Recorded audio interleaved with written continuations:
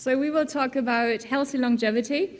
I'm a physician, I'm an internal medicine specialist and geriatrician. I left the geriatrics behind because I learned that if you're intervening in individuals at the age of 80 with 20 pills already and 10 chronic diseases, it's absolutely very, very good as a doctor, but not possibly for an entire nation to really make an impact that the nation is growing old gracefully. And while doing research for the last, I'm a little bit a dinosaur, 25 years in the field of health longevity, I thought, okay, now we understand why we age, why shouldn't we introduce it into clinical practice? And that's what we are doing here in Singapore. I'm starting with this, for me, very, very nice picture. Hopefully you also enjoy looking at this very, very nice lady. But the lady is looking maybe not very happy. What we are doing while we are aging, very often, we are looking away, that we have wrinkles, that our body shape is different, that we are having gray hair, that the body composition is much more fat than we would like to have, and we are just looking away. And hopefully, during this talk, I will convince you that we shouldn't look away, because aging is beautiful, as this picture is. And we just have to maintain our body, that it serves us to be happy. We heard? Happiness is very important. People who are happy live longer. And I think how to be happy, having a body which is and can be utilized well. This graph is very easy, but it tells the entire story. What we have organ performance on the y-axis, and we have chronological age on the x-axis, and our organ function is going to decline every minute, every second, every millisecond. So nobody escapes here in the room. Everybody is aging with me. And since a couple of years, we now call aging a disease. So 100% of this population here in the room and on the entire world is aging at this moment in time, and therefore has a disease. What we do in clinical practice is we dichotomize health. So at a certain time, if the organ function is going to decline, we call somebody a patient one moment and not a patient at another moment. Think about a blood pressure. The blood pressure should be low. The blood pressure is going up during the chronological aging process, and at a certain time, and we defined many cutoff points for many diseases, once the threshold is there, you are either, if you are below that threshold, you are not a patient, you don't have hypertension, you don't have diabetes, or if you're at the other side of the cutoff point, then you have diabetes. However, what we do not actually take into account that it's a trajectory. It's very easy to predict over 10 or 20 years' time who will have hypertension, diabetes, etc. in 1 or 2 decades. There is lots of talk in town, which is very good, about healthy ESG. Healthy ESG is very important to bring prevention into medicine, which means that we are diagnosing a disease much, much earlier, and we try to rescue a patient at a certain age when that patient or that individual is at the threshold to having a disease. And that's indicated here. So at the threshold, we say, okay, please change your lifestyle. And what is that? Eating less, eating more healthier, and moving more. That's it. I think, and with me, lots of colleagues, we think that it's not good enough because we have to tackle the origin of that decline, and that's aging itself. I'm an internal medicine specialist, and during 20 years of my clinical practice, I never asked a person, are you optimal? I always ask, okay, is that person normal, or do I diagnose a disease? I also dichotomized.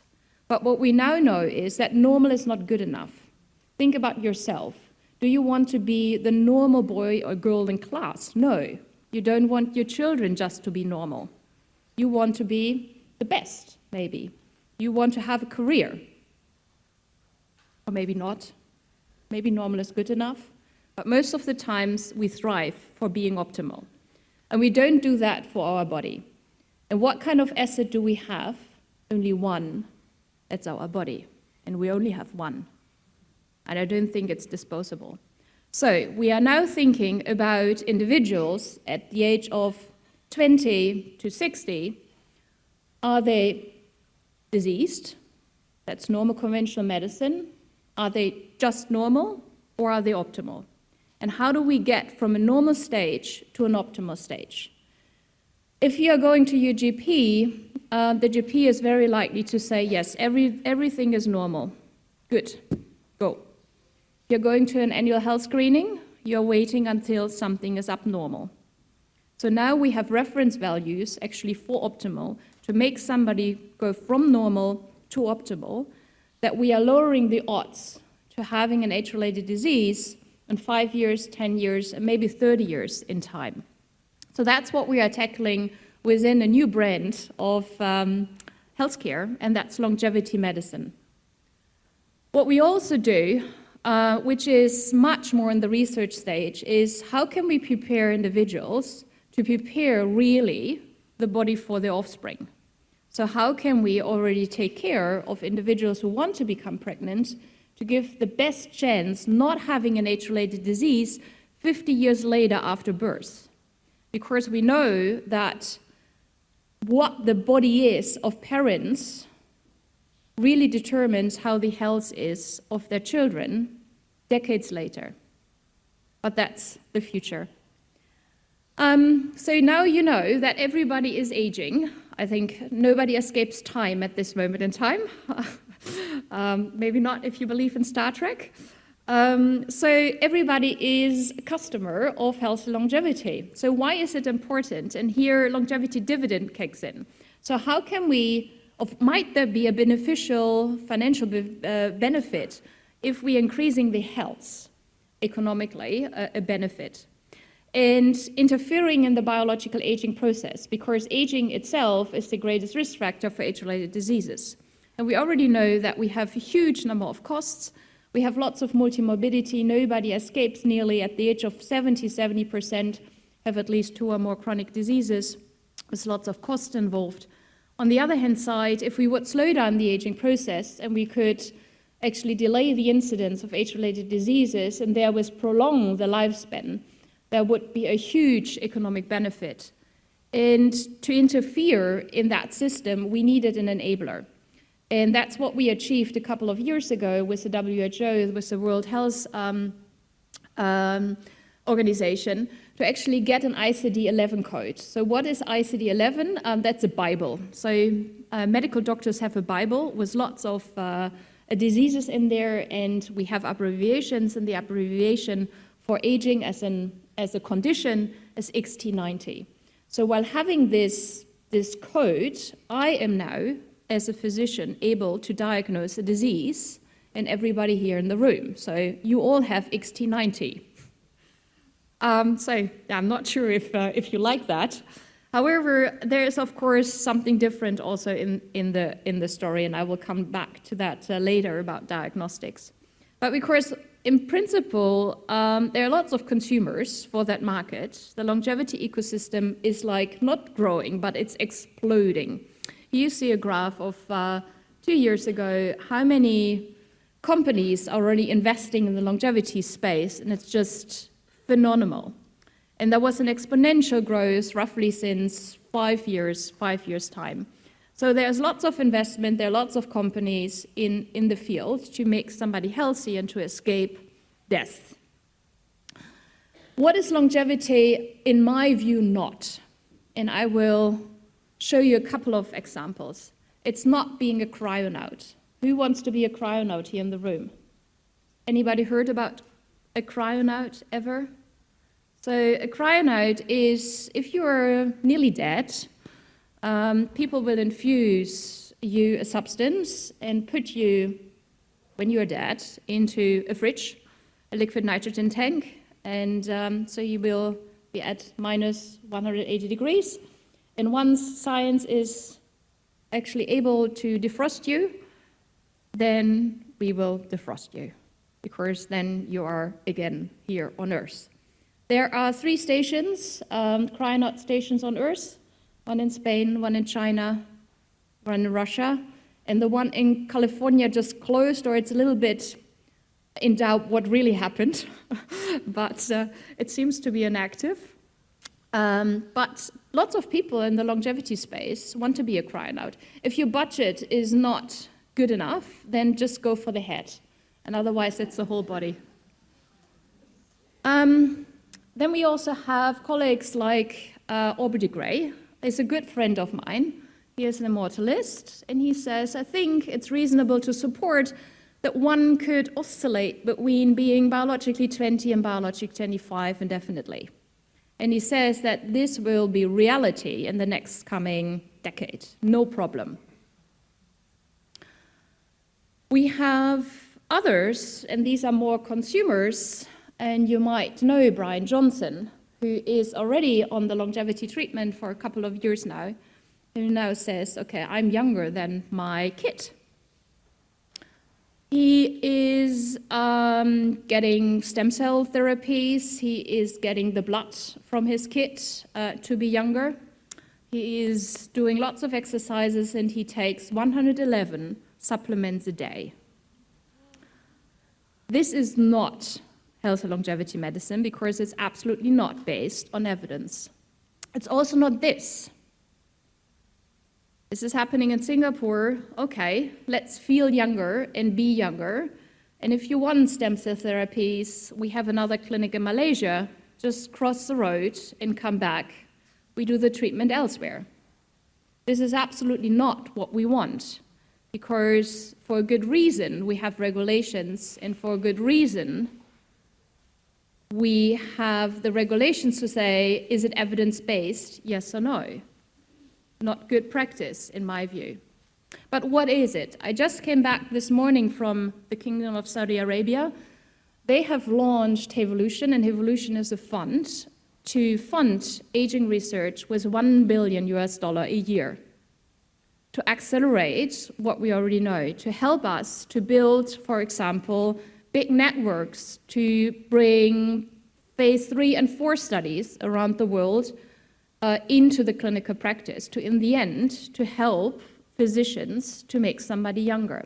And there are other foundations which are very active too. So there is a huge investment, luckily also in the right direction, because Hevolution, for example, only wants evidence-based medicine to be integrated.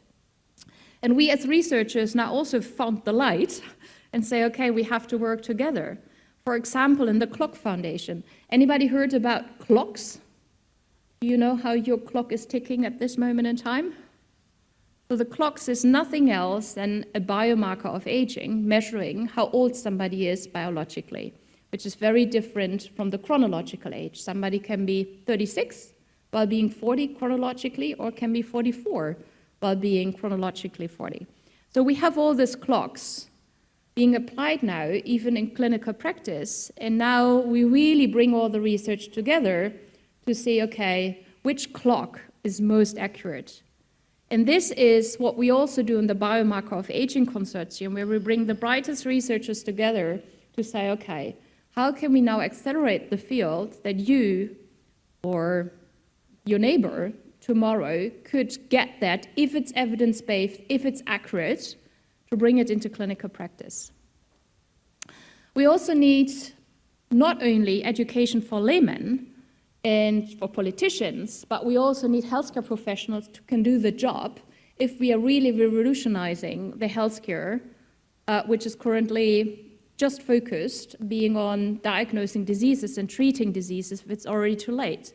That's the reason why we have health longevity medicine, a society. And the first thing we did is actually defining what is this new subspeciality or the speciality within medicine. And we defined health and longevity medicine as optimizing health and optimizing health span by targeting aging processes across the lifespan. So here you see that's about being healthy is very important. It's not the lifespan. We don't want to create cryonauts, please, no. We want the health span, which are the years without having an age-related disease, in the view of lots of researchers. However, that's not the definition very often being used by governments, which is more based on health-adjusted life years and ADLs. But we really would like to see that the incidence of disease is much, much later in life and not at the age of 50, which is most of the times in most of the countries the incidence of an age-related chronic disease. So how do we do that? We created a longevity ecosystem here in Singapore and around the world.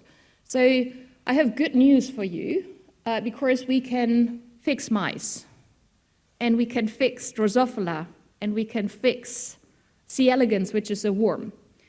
We already achieved that these animals live roughly 50% longer while giving treatments for longevity, antagonizing the aging process. So we are now, whilst we fixed these animals, now we try to fix humans.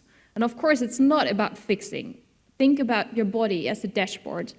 When you really are in the red zone or a orange zone that you are not optimal, how could we treat that to really optimize there with the bodily functions and enable maintenance?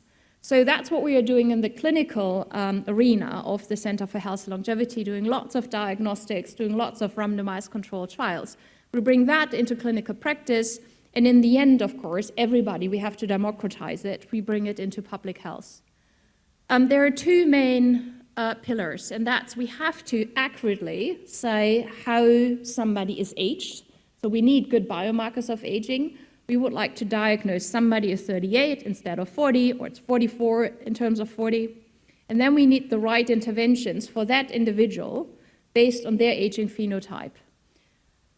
Because not so many are trained yet, we just established the NUS Academy for Healthy Longevity, which are now running lots of courses to really educate not only CEOs and politicians, but especially also healthcare professionals.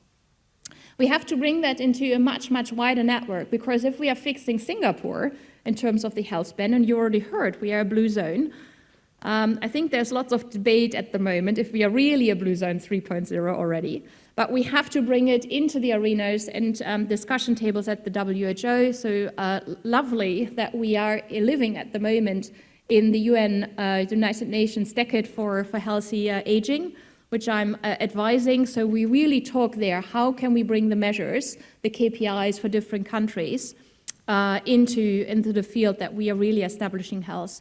You might also have heard of the FDA or the EMA to really see that we are getting the right treatments to the table. But we also have to talk to governments to say, okay, do you want health and longevity medicine being established as a specialty in different countries? What we know is that we know why we age, which is great. In the last 20 years, we really discovered what's going on at this moment in time in our body. We know that the telomeres are shortening. We know that we are accumulating damage all the time. Our proteins are dysregulated. So lots going on there. We accumulate lots of senescent cells. So we understand that. While understanding it, we now have the tools to measure it. And how do we measure it? We're measuring by a biological phenotyping, a clinical phenotyping, and by a digital phenotyping. Who is tracking their health every day here in the room? Digitally. No? Okay, first step. You all have smartphones, isn't it? Most of you have smartwatches. I saw a couple. Track yourself. Know what your heart rate is. Know what your sleep is. Know what your physical activity pattern is. You learn so much. If you are then at another stage, while tracking yourself, also know who is with you. For example, what kind of microbes do you have with you? You know, we are all eating. I'm not sure if my microbes really love this food. I don't know, but I know that I have 2 kilograms of microbes in me, you also, and we just have to keep them happy.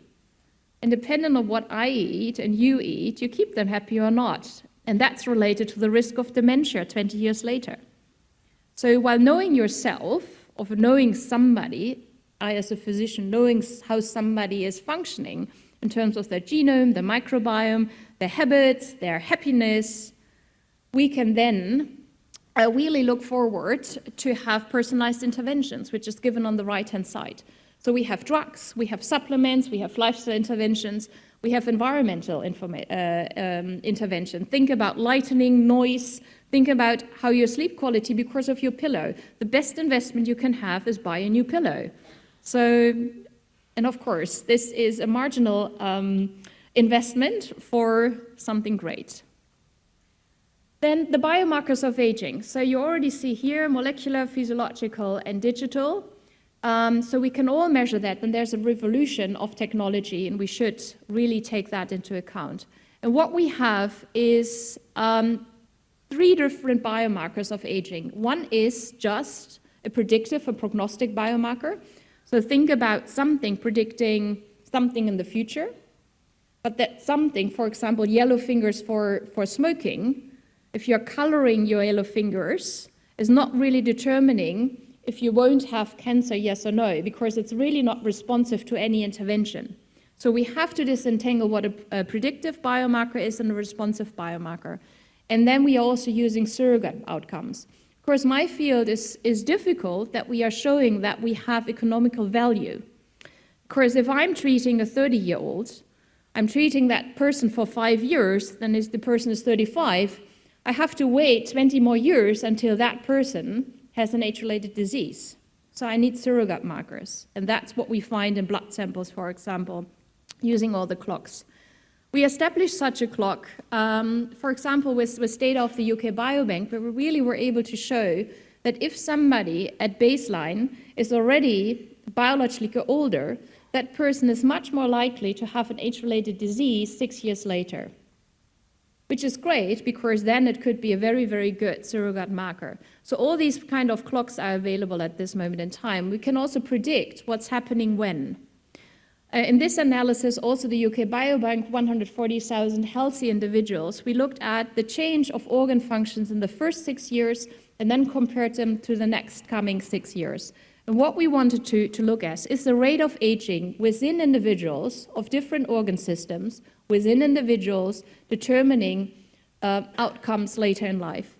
And what we were able to show that there's a sequence. And the sequence is, for example, if the pulmonary function is going down, that it's very likely that the cardiac function is going down, but not vice versa. If the cardiac function is going down, it's very likely that also the muscle function is going down, but also the other way around. So now we have sequences of the rate of aging, which means that we can also look at healthcare systems differently. That we can actually say, if you are at the moment with a pulmonologist, already make an appointment with a cardiologist, but not vice versa, because it's very likely that you also have deterioration in these organ systems later in life. All about prevention. So what about the last 5 minutes? I saw your sign about therapeutics. And I will just give you snapshots. And I already heard lots of stories while having lunch together about supplements. I think what I learned in this country, everybody loves supplements. I never took a supplement when I entered Singapore. But my group is very, very dedicated to actually bring evidence into the supplement worlds. One of the examples is nicotinamide mononucleotide. I don't ask who's taking at the moment NMN here in the room. However, NMN is a real good supplement for some people, not for everybody, because NAD levels, which is really needed for the energy of all the cells we have in our body, you have trillions of cells, NAD levels go down. And while supplementing with NMN, we can increase NAD levels, as simple as that. Yes, got it? So NAD is going down, we are giving NMN, NAD goes up, and every cell is happy. That's the idea. So we did that trial in individuals at the age of 60. All were healthy, and we gave NMN.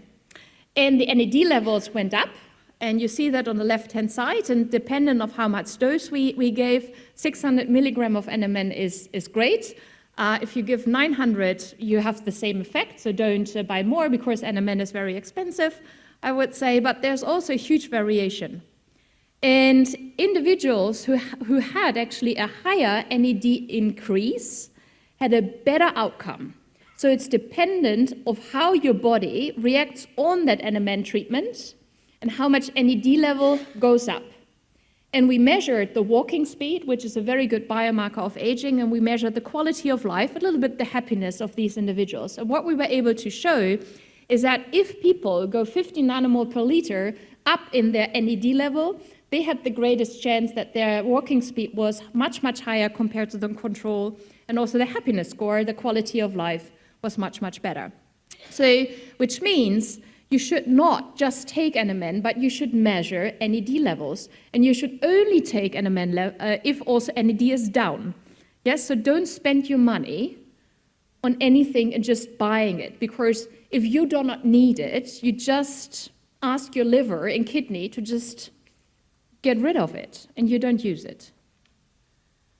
It's also dependent on what you take. Here you see 10 different brands of NMN, and we just bought them, or I bought them, and my neighbors thought I am a junkie, because every day there was another package with supplements, and this is just one example, and we have many, many more. And we asked, okay, on the outer side, I bought NMN. How much NMN is actually inside the bottle? So that's the bottle claim study we did.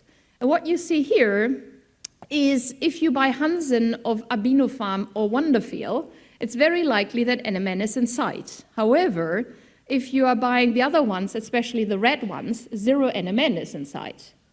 Yes? And there are lots where only 20 to 60% is inside, which means that in this non-regulated field of health and longevity, you really have to be careful who you trust and not trust, because it's not regulated. And that's one thing we are doing. And NMN is just one of the examples. We do that for Ulistin or spermidine or melatonin and other supplements too. And another example is alpha-ketoglutarate. We have lots of studies. It seems to be a wonderful supplement, however, for only the ones who are epigenetically older, which is another clock. So only take and help your body with something if you really need that. Rapamycin and Rapalops, I don't ask here in the room because it's not allowed to prescribe it at the moment in Singapore. How many are already taking rapamycin or Rapalox? It seems to be the dream drug to not age. We did a systematic review, and there's not much literature actually saying that it's a dreaming drug that makes you younger. It's absolutely not proven, and that's also the reason why we do lots of randomized controlled trials at the moment to actually make it proof. However, there are already 400,000 customers, registers on Earth, who are taking this drug to make a body younger, with lots of side effects, by the way. Because we have diagnostics and we have intervention in place, we not only opened a private clinic, but especially also a publicly funded clinic in Alexandra Hospital, where we implement all of these with a multidisciplinary team and lots of resources to really evaluate if the new way how we practice medicine is not only effective in terms of making somebody younger, but especially also if it's cost effective for the entire nation. I'm ending this presentation. If you are really interested in supplements and in health and longevity, we have a week of education in February, end of February next year. We have an intensive course about health and longevity. I can tell you that the best shots out of the world are coming to Singapore to teach in a very different style, not giving lectures, but very interactive healthy longevity. And then we have a 2-day conference about supplements, and then the Saturday, which is not on the slide here, we have an open house, a public day about supplements to really shake up the field at the moment. I know I don't have many friends anymore in the supplement field, but I think quality is everything what is necessary. Thank you so much.